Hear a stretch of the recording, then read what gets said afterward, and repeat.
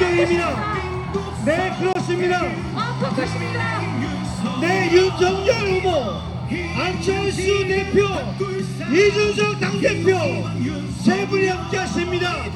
윤석열입니다. 네, 서울 12개 소개합니다. 우리나라의 대통령 윤석열을 여러분께 소개합니다. 윤석열. 존경하는 광진 구민 여러분, 그리고 우리 서울 시민 여러분, 오늘 이 멋진 어린이 공원에서 여러분 뵙게 돼서 정말 반갑고 또 이렇게 응원해 주셔서 감사드립니다.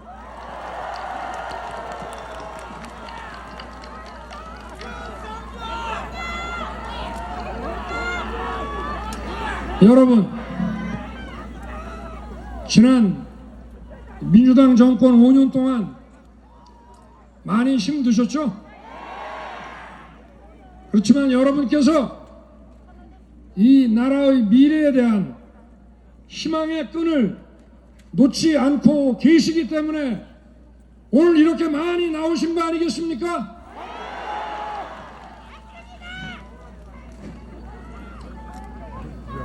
정말 이 무능과 부패와 국민에게 이 오만함이라고 하는 것은 한꺼번에 따라다니는 3종 세트 모양입니다.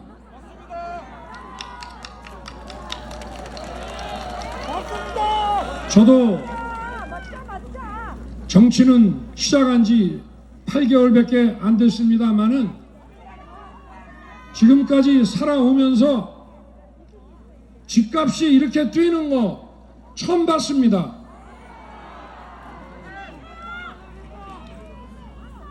제가 젊을 때는 제 친구들이나 집을 장만할 수 있는 여력이 되는 친구도 집 안 샀습니다. 아직 나이가 젊기 때문에 그 큰 돈을 깔고 앉아 사느니 세 들거나 월세를 살면서 그 돈으로 사업 미천을 하거나 투자를 했습니다. 왜냐? 집값이 크게 오르질 않았고 다른 자산들하고 똑같이 인플레이션율에 따라서 똑같이 집값이 오르니까 그 자산의 대부분을 깔고 앉아 있을 필요가 있습니까? 그런데 자고 나면 집값이 껑충껑충 뛰고 몇 달 지나면 2배가 되고 이러면 빚까지 다 끌어모아서 살 수밖에 없는 거 아닙니까? 이 집이라는 거는 여러 채 있고 남는다고 그래서 창고에 재고품으로 넣어놓을 수 있는 게 아니죠. 소고기는 비싸면 덜 먹고 싸면 많이 먹죠. 근데 집은 비싸다고 덜 사고 싸다고 많이 사는 거 아니죠. 집값은 싸도 안 삽니다. 그러나 비싸도 이게 더 오를 것 같으면 사게 돼 있는 거 아닙니까? 그래서 이 관리를 잘 해야 됩니다. 정부는. 국민들이 주택 수요가 자꾸 바뀝니다. 이런 주택 좋아하다가 또 이런 원룸이나 투룸 정도를 좋아한다. 거기에 맞춰가지고 그 수요에 맞춰서 집들이 공급될 수 있도록 규제를 강하게 하지 말고 민간에서 이런 게 공급될 수 있도록 해야 되는 거 아니겠습니까? 그리고 낡은 주택에 살기 싫어하고 좀 깨끗하고 더 좋은 집에 살고 싶으면은 재건축할 수 있게 해줘야 되지 않겠습니까? 그리고 과거에 도시 기반이 제대로 안 돼 있을 때 집들을 지어놨지만 이제 생활 수준이 올라가니까 좀 더 나은 시설들을 넣고 도시 기반을 잘 만들어서 국민들이 살고 싶어 하면 또 재개발 많이 허용해 주면 되는 거 아닙니까? 용적률도 좀 풀어주고 말입니다. 그런데 이 민주당 정권은 그런 걸 안 합니다. 국민에게 이로와도 자기들 권력에 손해나는 짓은 절대 안 합니다. 이 사람들은 국민들의 자가 보유 비율이 높아지면 자기 집 있는 사람들은 기본적으로 보수화된다. 그래서 우리 민주당 지지 세력에서 이탈한다. 절대 허용하면 안 된다 해서 오세훈 시장 전에 10년간 재건축, 재개발 다 틀어 막았습니다. 그러면 집값이 안 오릅니까? 안 오를 돌이 있습니까? 거기다가 다주택, 아니 하다 보면 다주택 보유자가 될 수 있죠. 그리고 거기에 따라서 적절하게 규제하고 세금도 받으면 되는데 워낙 세금을 때리니까 집을 팔 수가 없어요. 주택시장이라는 거는 전세시장이 있고 매매거래시장이 있고 이 두 가지가 있습니다. 근데 이 두 가지가 묘하게 서로 영향을 주고 받습니다. 그런데 집을 안 팔면 이 매매거래시장에 물량이 안 나오면 집값이 천정부지로 올라갈 거 아닙니까? 거기다가 매매 가격을 또 다 신고하게 만들어요. 그러면 집이 한 10,000채 있는데 하도 세금을 때리니까 그 중에 한 2채만 거래되는데 이게 천정부지 높은 가격으로 거래되면 나머지 집값도 다 따라서 오르지 않습니까? 민주당에게 유리한 정치 지형을 만들기 위해서 이런 말도 안 되는 정책으로 국민들을 고통에 몰아 넣은 것입니다, 여러분. 이 정권이 노동자, 서민, 약자를 위한 정권이라는 거 전부 거짓말입니다. 노동자를 위한 정권이면 우리나라 임금 노동자가 2,500만인데 한 100만 정도를 대변하는 강성노조, 전체 노동자의 한 4% 되는 그 강성노조하고 손잡고 이들을 전의대로 내세워서 정권을 쟁취하고 집권 연장을 꾀하고 있지 않습니까? 우리나라 노동자가 그 4%밖에 없습니까? 아닙니다. 96%는 뭡니까 도대체? 노동자들 사이에서도 이해관계가 서로 다릅니다. 원청업체 노동자와 하청업체 노동자는 서로 이해관계가 다릅니다.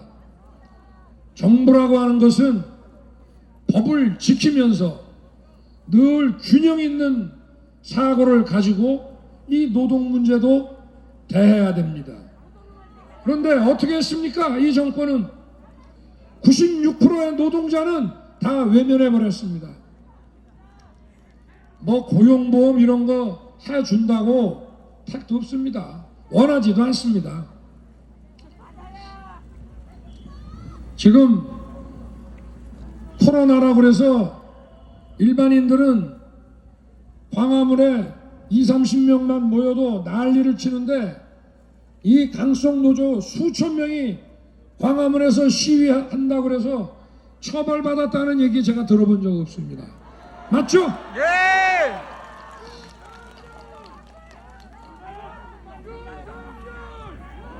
여러분, 우리 아이들 지금 학교가 어떻습니까? 무슨 전교조와 자치단체 장들이 손잡고 뭐 열린교육, 민주교육을 한다고 하는데 이 교육이라는 거는 제일 중요한 게 다양성이고 지가 배우고 싶은 거 배우고 이렇게 다양한 교육을 받을 수 있어야 되는 거 아닙니까? 이렇게 전교조가 대한민국 교육 틀어쥐고 자기들이 만든 이 커리큘럼 가지고 아이들 이렇게 지배해서 되는 겁니까? 다 풀어야 됩니다. 이 교육에 대한 규제도 풀어서 아이들이 자기가 배우고 싶은 거 다양하게 배우고 또 미래에 이런 4차 산업혁명의 이 디지털 세상에서 제대로 경쟁력을 가지고 적응할 수 있도록 제대로 가르쳐야 되지 않습니까? 지금 이 나라가 기본이 완전히 무너졌습니다. 그러면 이 사람들이 깨끗하고 청렴하기나 합니까? 여러분 저 대장동 사건 다 아시죠? 뭐 워낙 많지만 뭐 법칸이 뭐 이런 거 쫀쫀한 얘기는 안 하겠습니다.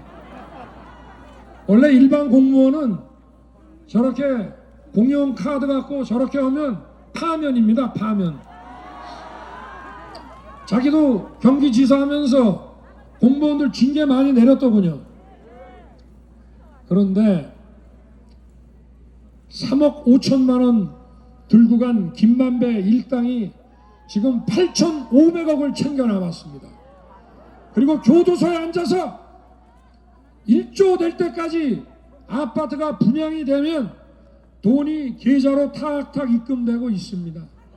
이 돈 누구 돈입니까, 여러분?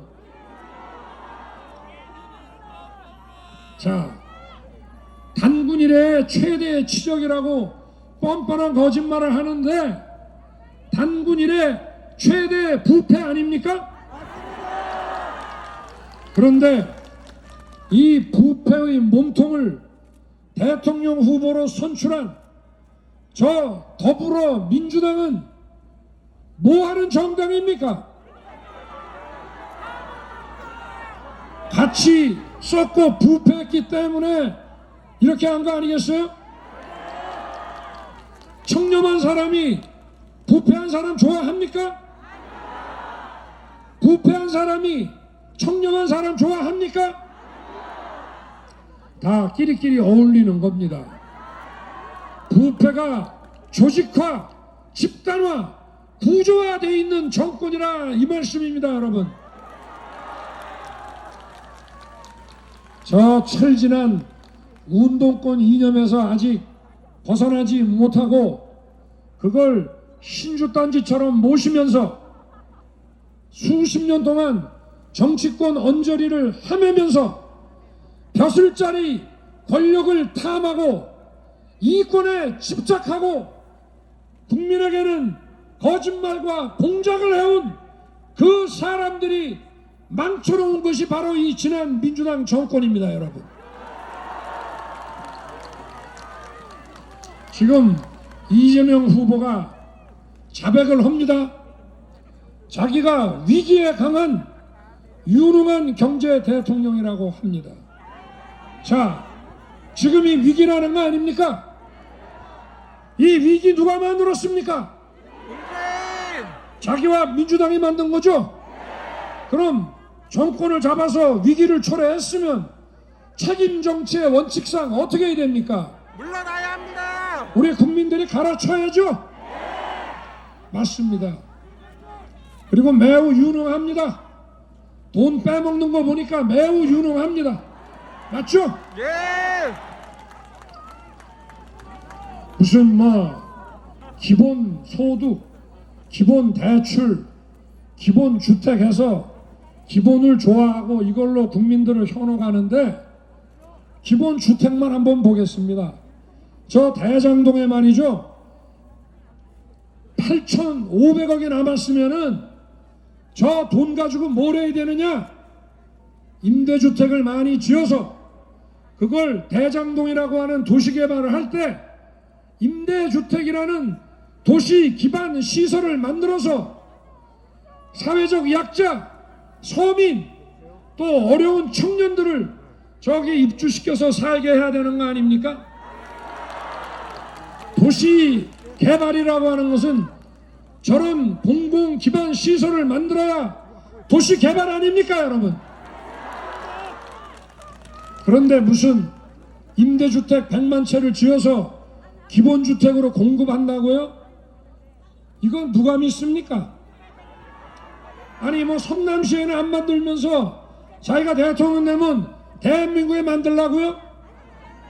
아니 업자들이 이거 임대주택 말고 분양주택 하게 해달라고 그러면은 저 백현동 아파트는 1230세대 100% 임대주택 짓기로 했는데 10%만 임대 주고 90%는 분양주택 짓게 또 재승인해 줬습니다. 이런 사람이 어떻게 기본주택 얘기를 한단 말입니까?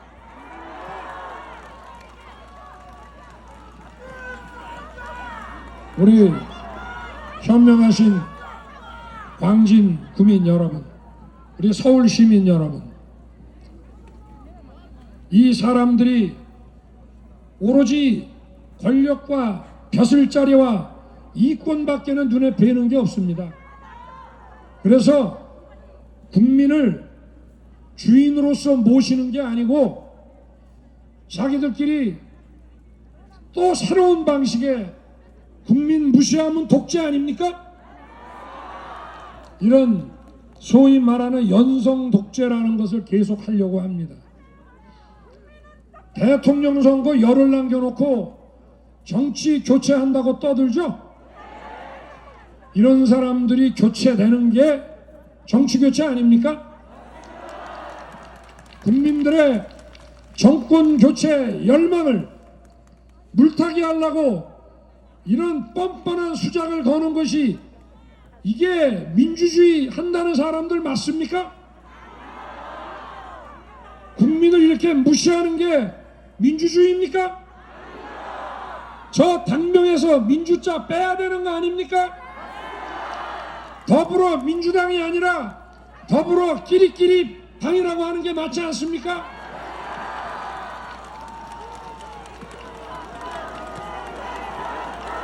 윤석열 대통령 이름을 좀 제대로 만들면 더불어 패거리당이라고 하면 딱 맞을 것 같습니다. 오로지 권력 잡고 좋은 벼슬자리 자기들끼리 갈라먹고 그리고 유착된 업자들과 이권 나눠먹고 이게 아주 조직화돼 있는 정당이다 보니까 저런 사람을 대통령 후보로 만들어내는 거 아니겠습니까, 여러분? 자, 이런 사람들에게는 뭐만 기다리게 해야 됩니까? 국민의 심판만 기다리게 해야 되는 거 아닙니까? 이번 대선은 그냥 5년에 한 번씩 오는 일반 대선과는 다릅니다. 이번 대선은 국민의 힘과 민주당의 대결도 아닙니다. 우리 위대한 대한민국 국민의 상식과 이재명 민주당의 부정부패 세력과의 대결입니다, 여러분. 우리 대한민국의 자유민주주의가 사느냐 죽느냐의 대결입니다, 여러분. 그리고 우리와 우리 아이들의 꿈과 희망이 숨 쉬느냐 사라지느냐의 대결입니다, 여러분. 여러분께서 저와 국민의 힘에 압도적인 지지를 보내주셔서 저희가 정부를 맡게 되면 우리 안철수 대표와 국민의당 신속하게 합당해서 더 넓은 정치적 철학과 가치를 공유하면서 또 민주당에 지금 왕따 당하고 있는 양식 있는 정치인들과 멋지게 협치해서 국민 통합 이루겠습니다, 여러분. 윤석열 안철수 국민 통합이면서 더 멋진 나라, 더 잘 사는 나라 만들겠습니다, 여러분.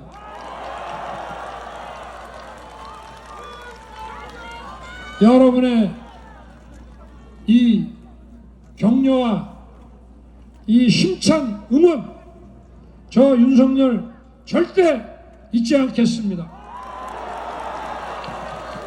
그리고 무엇보다 저와 국민의 힘은 국민 여러분께 정직한 정부, 정직한 대통령이 될 것을 약속드립니다. 감사합니다. 고맙습니다. 네, 그렇습니다.